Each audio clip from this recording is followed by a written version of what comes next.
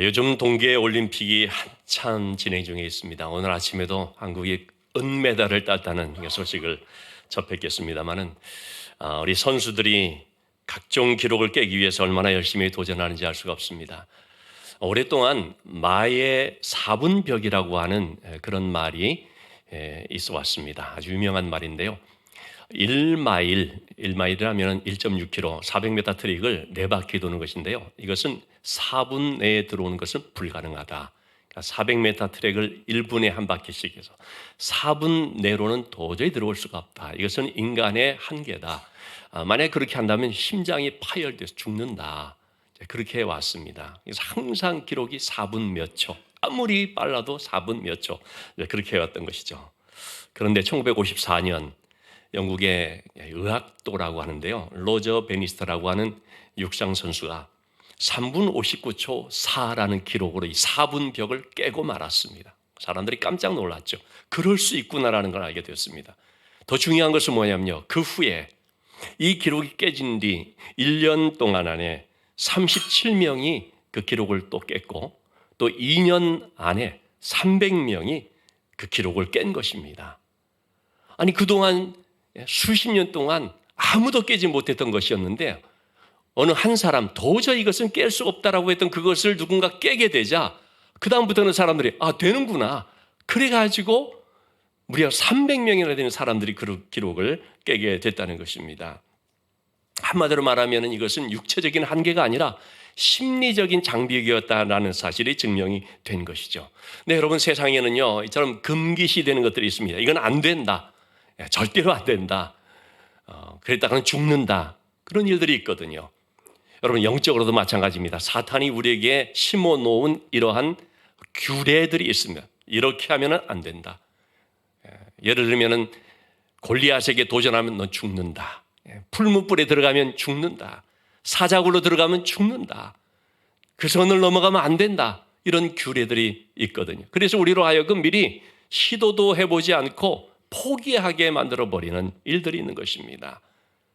그래서 예수 믿는 우리라 할지라도 그건 안 돼, 할 수 없어, 이렇게 얘기할 때가 있는 것이죠. 여러분, 성도라는 것은요, 믿음으로 그런 규례들, 이 사탄이 심어놓은 것들을 깨트리는 자들입니다. 오늘 본문의 말씀 이제 그런 내용이 되겠는데, 바사 왕, 바사라면은 페르시아 제국인데요, 아하수에르 왕 때에 있었던 일입니다. 당시에는 그 영토가 굉장히 큰 영토를 지배하고 있었는데, 근데 그때에 왕으로 뽑힌 사람이 유대인 에스더였습니다. 유대인들 입장에서는 굉장히 경사스러운 일이죠. 그런데 어느 순간 유대인들에게 끔찍한 비극이 닥치게 됐는데요.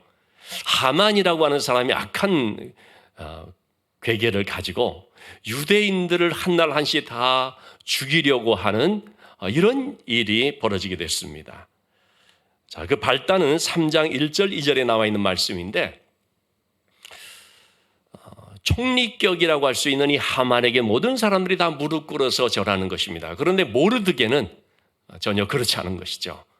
모르드게는 우리는 하나님을 섬기는 하나님의 백성으로서 하나님께만 경배하는 자들이기 때문에 우리는 그럴 수 없다, 이 하나님의 백성이라는 정체성 때문에 그렇게 하지 않는다라고 거절을 한 것입니다.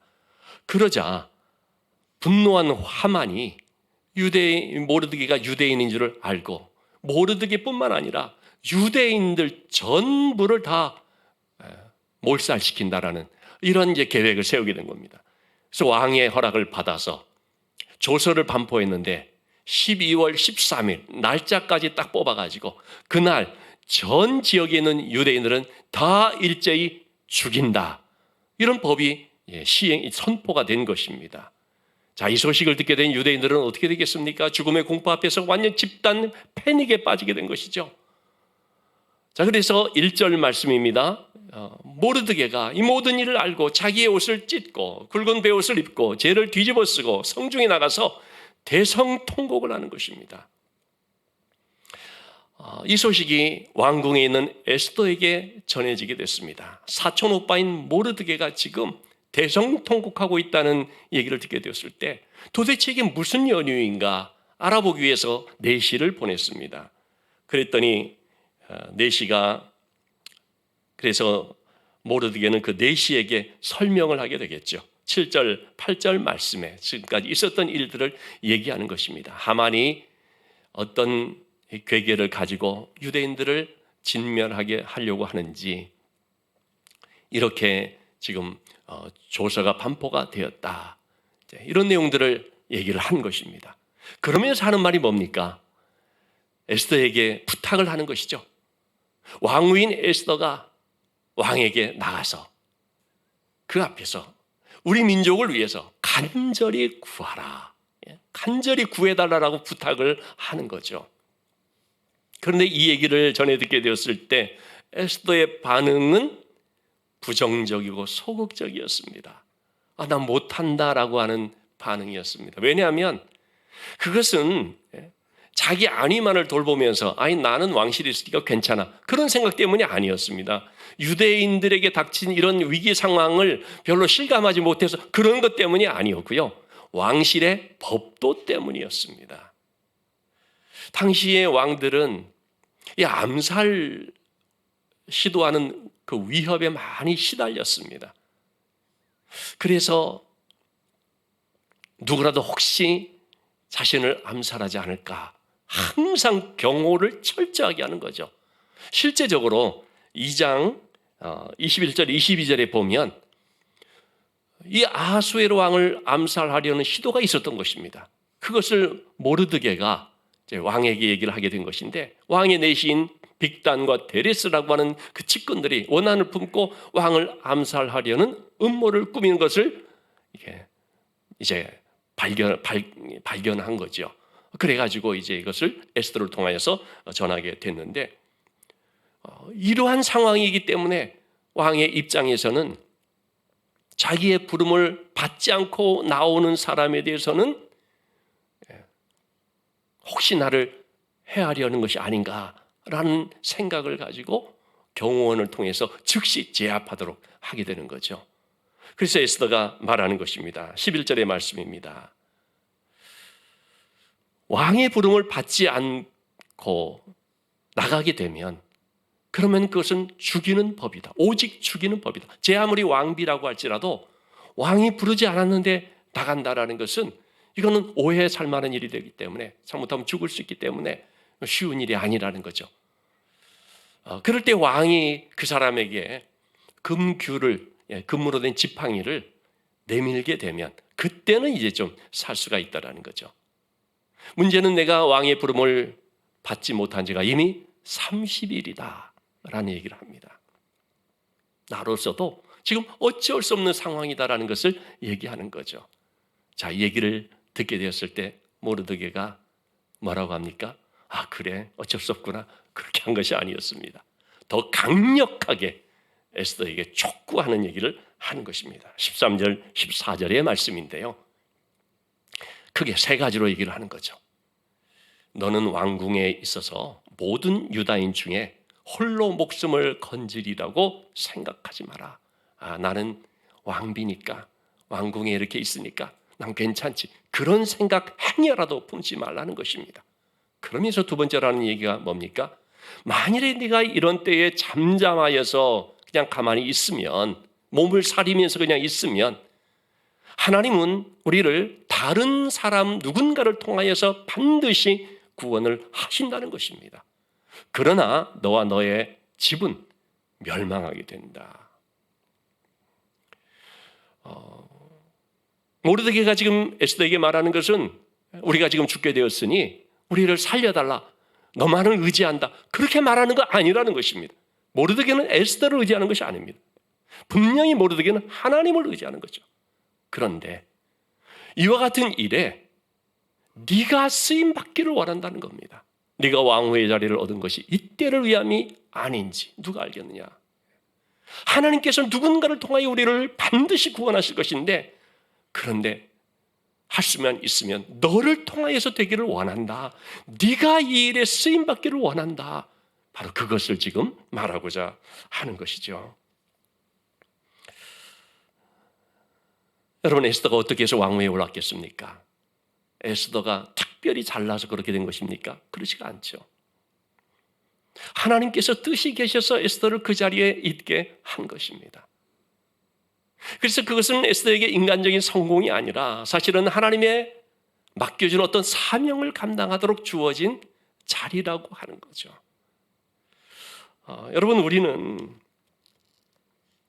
하나님께서 나에게 왜 지금의 이 자리를 주셨나?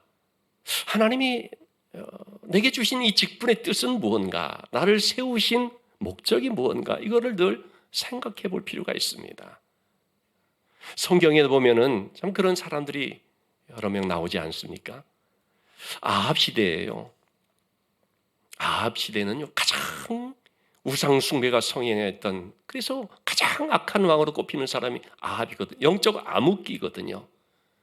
하나님의 선지자들은 다 자취를 감추고, 왜냐하면 잡아 죽이고 막 그랬으니까. 그런 가운데서도 이 아합의 국내 대신으로서 오바댜라고 하는 사람이 있었죠. 그가 하나님의 선지자들요 100명을 3년간 굴에 숨겨서 몰래 먹여 살립니다. 참 그게 쉬운 일이 아닙니다. 자기의 목숨을 거는 일일 수도 있습니다.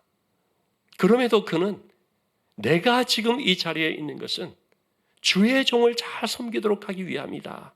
이런 사명감 때문에 담대하게 그 일을 감당한 것입니다. 그 국내 대신이라고 하는 그 자리에 있으니까 그렇게도 할 수가 있었던 것이겠죠. 그러니까 나만 하나님 잘 섬기면 된다 이게 아니고 하나님 나에게 맡겨준 그 사명을 내가 잘 감당해야 된다라는 이런 신앙을 갖는 것입니다. 여러분, 총리로 자리에 오르게 된 요셉 경우도 보면 어떻습니까? 그 총리의 자리를 통해서 얼마나 많은 사람들을 먹여 살렸는지 모릅니다. 하나님께서 나에게 이런 자리를 주신 것은 다른 사람들을 섬기게 하기 위함이다. 이런 사명감을 가지고 있었기 때문에 그런 마음으로 잘 감당할 수가 있었던 것이죠. 때문에 여러분, 우리는 이 사명의식이라고 하는 것이 참 중요하다고 할 수가 있습니다. 유명한 방송인인 오프라 윈프리라고 하는 참 많은 분들이 알고 있죠. 이분이 사명에 대한 얘기를 하면서요 4가지의 사명을 이렇게 말을 했습니다. 남보다 많이 가졌다 한다면 그것은 축복이 아니라 사명이다. 남보다 아파하는 것, 어떤 상처가 있다면 그것은 고통이 아니라 사명이다. 남보다 설레는 꿈이 있다면 그것은 망상이 아니라 사명이다. 남보다 부담되는 어떤 것이 있다면 내가 참 저런 사람들 도와야 될 텐데 뭐 이런 부담들이 있잖아요. 그것은 강요가 아니라 사명이다. 저는 굉장히 의미 있는 말이라고 생각이 됩니다. 여러분, 우리에게 주어진 그 어떤 것, 나에게 그냥 누리라고 주어진 것이 아니라 사명을 위해서 주어진 것임을 우리가 기억을 해야 됩니다. 에스더가 바로 왕후의 자리에 오른 것도 하나님께서 이때의 자기 민족을 살리도록 주신 사명의 뜻이 있다 하는 것을 모르드게가 지금 얘기를 해주고 있는 것이죠. 우리는 내게 주어진 것들이 주님 잘 섬기고 또 다른 사람들을 돕기 위한 사명을 위해서 하나님이 맡겨준 것이다라는 것을 늘 기억해야 되겠습니다. 그래서 이것은 내 것이 아니라 하나님 것이다 하는 것을 아는 것입니다. 자, 이와 같은 모르드게의 말에 대해서 에스더는 어떻게 반응을 하게 됩니까? 여러분, 그것을 조금 좋지 않은 마음으로 듣게 되면은요, 나를 공격하는, 그래서 상처가 되는 말로 들을 수도 있거든요. 그런데 에스더가 그러지가 않았습니다. 나를 비판하고 정죄하는 그런 뜻에서 말하는구나 이렇게 듣지 않고 하나님이 나에게 말하고 있구나. 나의 잠든 영을 깨우는 말씀이로구나. 그렇게 들었습니다. 자신은 왕궁에 홀로 있는 것이 아니라 백성과 함께하는 삶이다. 그걸 깨닫는 것이죠. 또 내 자리는 사명을 위해서 하나님이 주신 것이구나 깨닫는 것이죠. 여러분, 우리는 하나님의 말씀을 들을 때마다 지금 이 시간 하나님이 나에게 주시는 말씀으로 들을 수 있어야 합니다. 자, 그렇게 들은 에스더는 이제 어떻게 합니까? 결심을 합니다. 무엇을 결심하는가? 16절 말씀. 왕이 부르지 않으면 나갈 수 없다라고 하는 이 규례, 이것을 어기고 내가 담대히 나아간다. 규례를 어기기로 결심합니다. 죽으면 죽으리다. 죽음을 각오한다는 것입니다. 죽음도 두렵지 않고 나간다는 뜻이죠. 에스더가 처음에 자기 형편을 바라보았을 때 또는 사람들을 바라보았을 때는요, 두려움 때문에 주저할 수밖에 없었습니다. 그러나 모르드기를 통한 하나님의 말씀을 듣게 되었을 때, 그러므로 하나님을 바라보게 되었을 때는 담대한 마음을 가질 수가 있게 된 것입니다. 서두에도 말씀드린 것처럼 여러분, 세상에는 우리를 두렵게 하는, 이건 하면 안 돼, 절대로 안 돼라고 하는 그런 금기시되는 것들이 있다고 말씀을 드렸지 않습니까?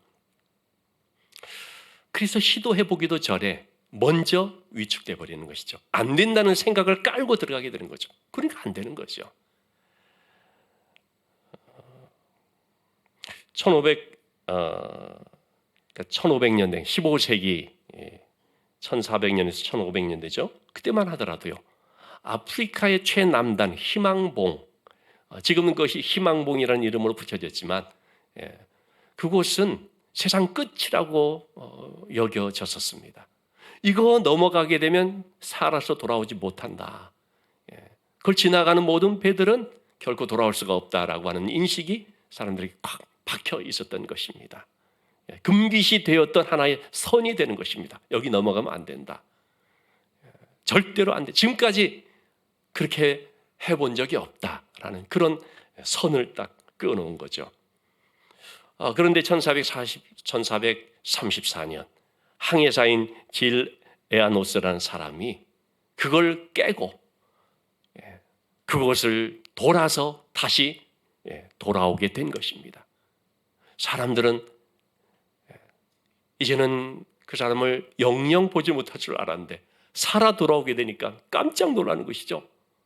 어떻게 된 것이냐 봤더니 얼마든지 이렇게 올 수가 있다는 거죠. 그리고 그 뒤로 더 먼 바다가 있고 또 다른 세상이 있는데 그 길로 쭉 가면 인도에 다다르게 된다.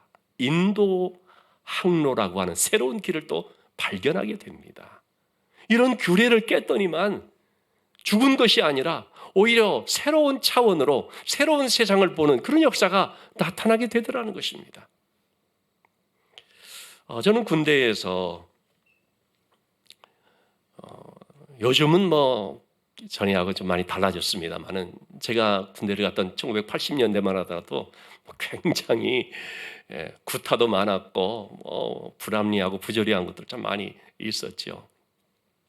근데 이제 이등병을 달고 자대 배치를 이렇게 받게 되지 않습니까? 군대 갔다 오신 분들은 다 아시겠습니다만은 자대 배치를 딱 받은 말단 이등병으로서 주일날 되면 당연히 교회를 가잖아요.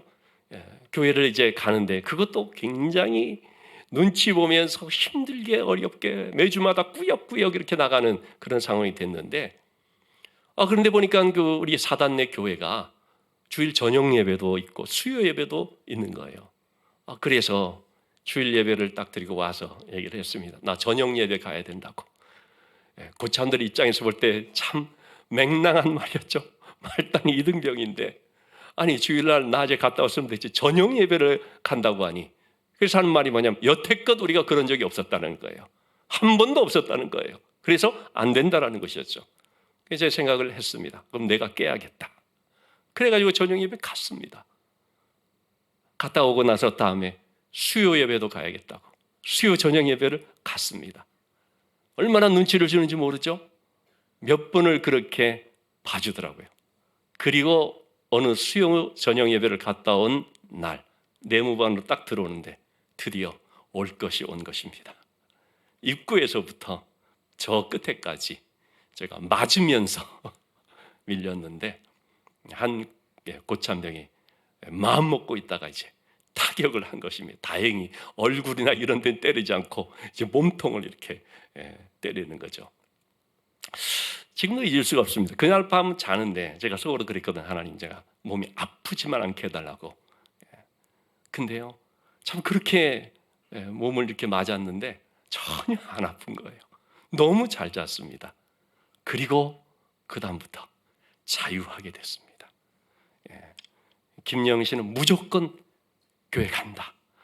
그래서 누구도 터치하지 않고 오히려 못 가게 될 때는 내가 대신 근무 서줄 테니까 갔다 오라고, 그런 일이 벌어진 거죠. 여러분, 그런 하나의 규례를 우리가 믿음으로 깨트릴 때 하나님이 어떻게 역사하시는지 그 짜릿한 맛을 경험할 수 있어야 됩니다. 세상 사람들이 말하는, 또는 사탄이 심어놓은 거 안 된다라고 하는, 그런 큰일 나라고 하는 그런 생각에 우리도 믿음이 없어가지고 붙잡혀가지고 할 것도 못하거나 깨트려야 됨에도 그렇게 하지 못하는 이런 일들이 있는 것을 볼 수가 있죠. 그렇기 때문에 여러분, 때로는 우리가요, 위험해 보이는 순종을 해야 될 때도 있는데 세상에 대한 두려움을 떨치고 하나님의 손길을 믿고 의지하면서 나가게 될 때 하나님께서 역사하시는 것을 경험할 수가 있게 되는 것입니다. 자, 그런데 중요한 것은 오늘 말씀 가운데 어쩌면 가장 중요한 부분이 될 수도 있겠습니다. 에스더가 결단을 하고 나가지 않습니까? 그런데 그냥 나가는 것이 아닙니다. 여러분, 그냥 나가면 여지없이 깨집니다. 내 감정만 앞세우고 내 혈기만 앞세우고, 어떤 사람들은 예수 믿는 사람인데도 운에 맡긴다고, 운명에 맡긴다고, 여러분 그런 말을 쓰면 안 됩니다. 그러면서 나가 보십시오. 패배하게 되지요. 내 힘으로 나가면 안 되는 것입니다.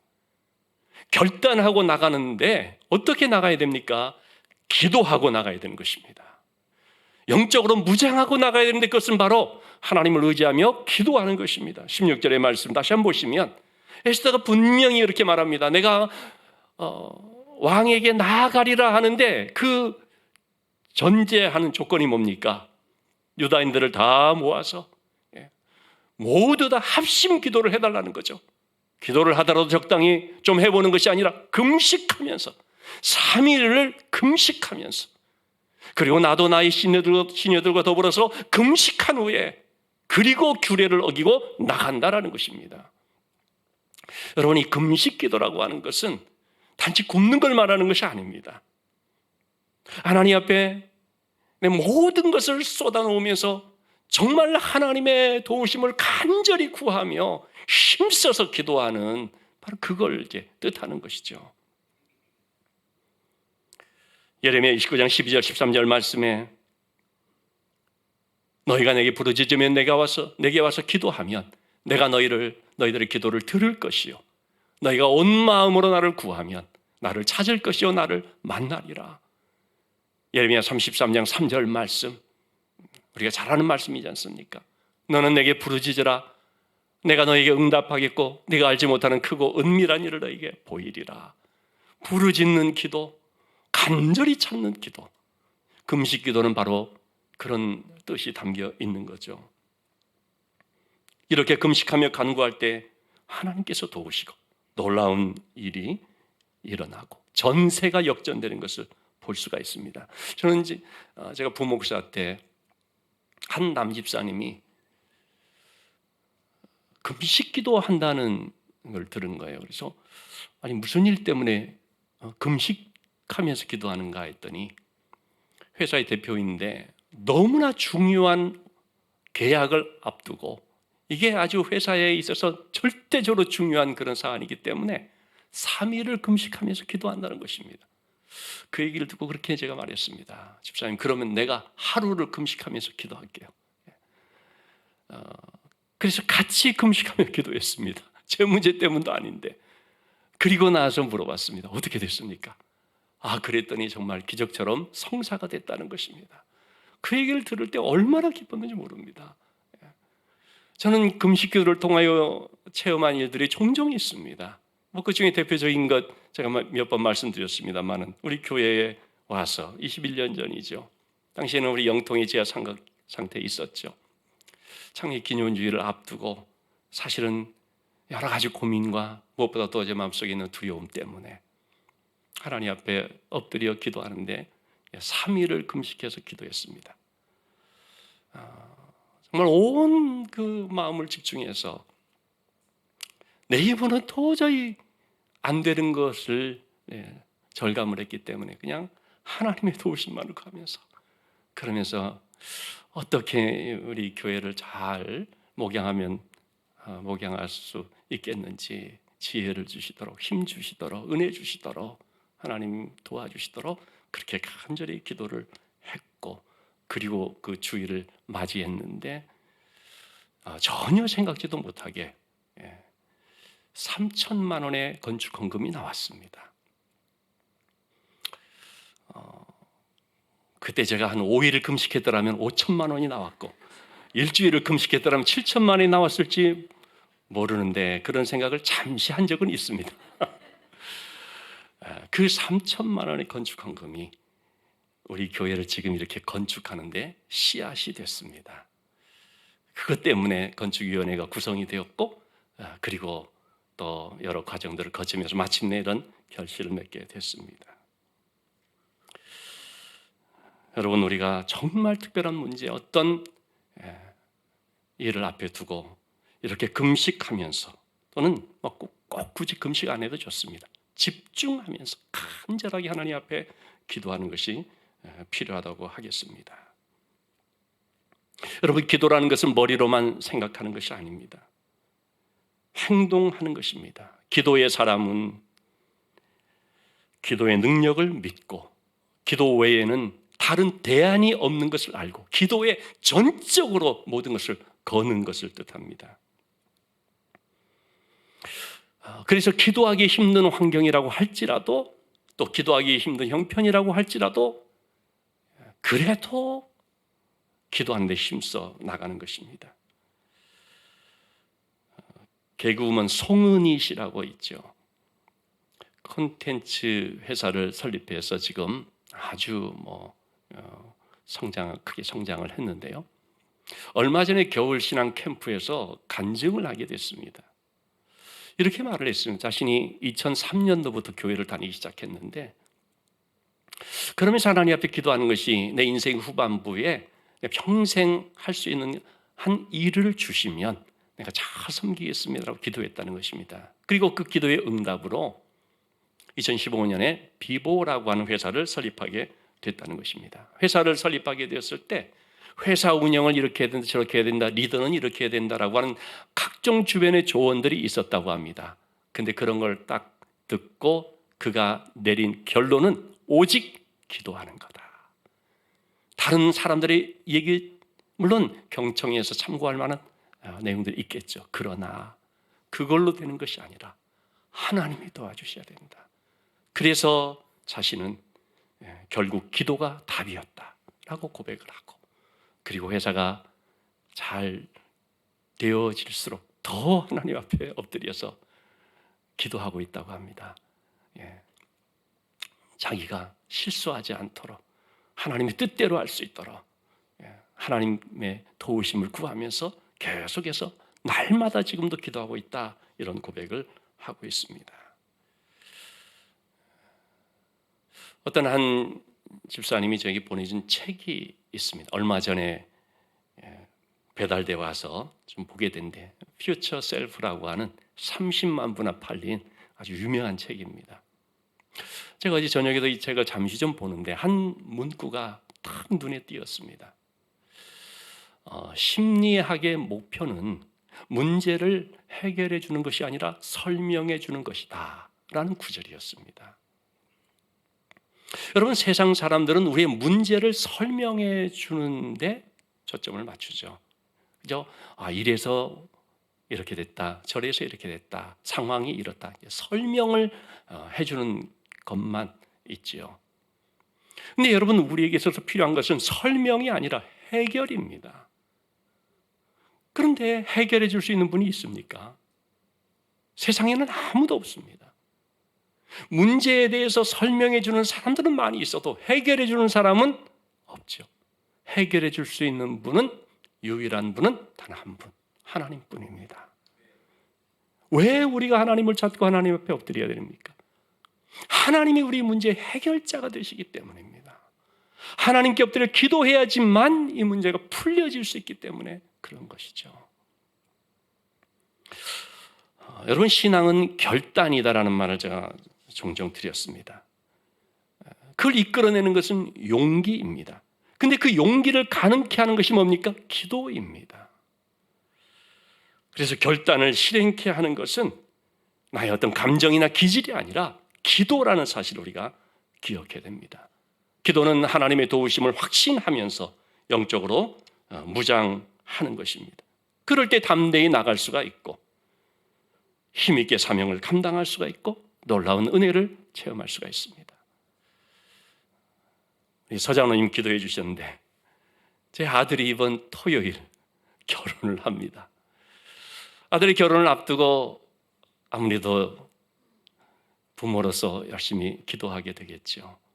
믿음의 가정을 이루도록 기도를 하는데 저희 기도는 단 한 가지 기도입니다. 그걸 계속해서 새벽마다 기도 시간마다 기도하고 있습니다. 이 부부가, 이 가정이 기도하는 가정 되게 해달라. 딱 그겁니다. 다른 어떤 것 중요하지 않다고 생각하기 때문입니다. 기도하는 가정이 돼야 그 가정이 살아납니다. 물론 서로 사이가 좋고 사랑하고 섬기고 또 신뢰하고, 여러분 근데 그게 우리 힘으로 됩니까? 사람의 감정이라는 건 자주 바뀌기도 하고 상황도 바뀌기도 하고, 그렇게 말하잖아요. 사랑이 변하느냐? 변한다. 뭐 이런 식의 세간에 나오는 말들. 여러분, 우리의 힘으로 안 된다는 것입니다. 결심을 굳게 해도 연약한 것이 인간 아닙니까? 이렇게 믿음의 가정이 이루어지기 위해서는 하나님 도와주셔야 되는데, 그러기 위해서는 절대적으로 기도해야 된다는 것입니다. 가정을 위해서, 직장을 위해서, 또 자녀를 위해서. 기도하는 부모, 기도하는 아내, 기도하는 남편이 되고 기도하는 자녀가 되고 기도해야 된다는 것이죠. 여러분, 이번 설 명절을 맞이하면서 가족끼리 모이게 되겠죠. 여러분, 우리의 가정이 어떤 가정이 되어야겠습니까? 기도하는 가정이 될 때 그 가정이 건강한 줄로 믿습니다. 기도하는 가정이 될 때 가정 안에 있는 문제가 해결되는 역사가 있는 줄 믿습니다. 정말 힘써 기도하는 가정이 될 때 가정 안에 있는 상처와 갈등, 아픔들이 치유되는 역사가 있을 줄 믿습니다. 여러분, 이 한 주 동안 기도하는 가정, 기도하는 삶이라고 하는 이 말씀 한번 기억하시면서 붙잡고 그렇게 한번 힘써 볼 수 있게 되기를 주님의 이름으로 부탁을 드립니다. 이 시간 우리 함께 기도하실 때에 우리 가정, 우리가 한 가족들로 이제 명절 때 만나기도 하고 그럴 텐데요. 정말 하나님의 은혜 가운데 평안하고 건강하고 또 사랑이 넘치는 가정이 되게 해주시기를 기도하시면서, 무엇보다도 정말 기도하는 가정, 기도하는 교회가 될 수 있도록 우리 합심하여 함께 기도하시겠습니다.